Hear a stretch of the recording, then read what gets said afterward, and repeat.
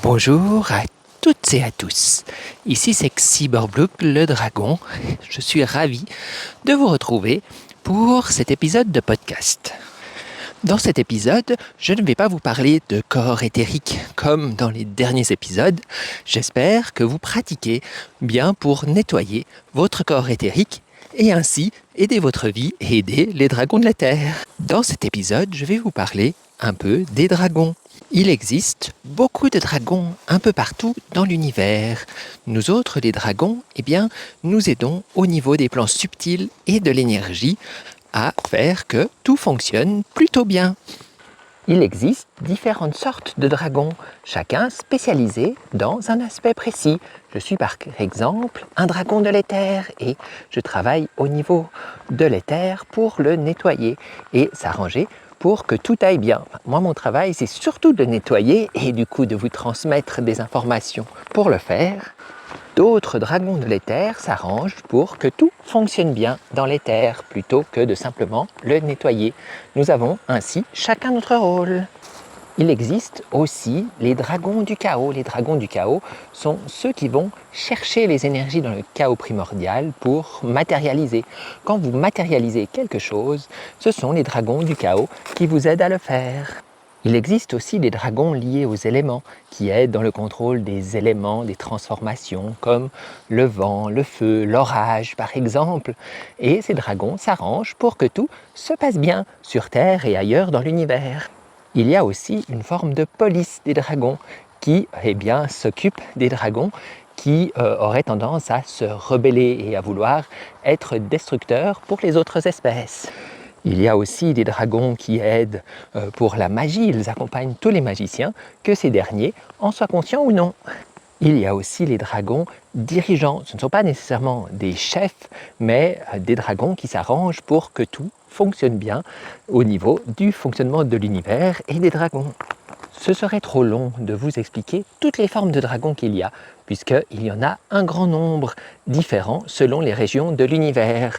Chaque dragon a pris une spécialité différente en fonction de ses affinités.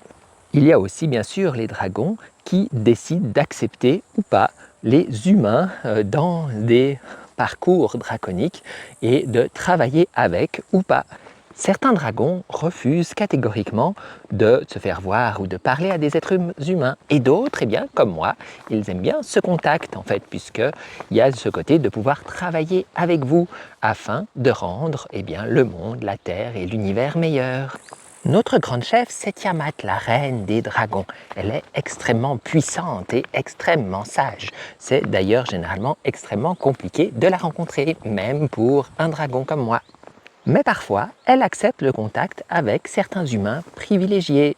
Bien sûr, il faut l'approcher avec beaucoup de déférence et un grand calme. Si tu souhaites travailler avec des dragons, il y a des rituels magiques et certaines phrases, certaines choses à faire pour demander l'aide des dragons. Tu peux aussi, si tu travailles sur ton corps éthérique, les dragons de l'éther vont se rapprocher de toi. Ils sont généralement assez bienveillants avec les humains. J'ai également demandé à Wanderer et Marina de publier davantage d'articles sur les dragons afin de pouvoir t'aider à te rapprocher d'eux si cela t'intéresse. Généralement, les dragons aiment bien travailler avec les âmes incarnées particulières. Tu es donc bienvenu pour travailler avec nous.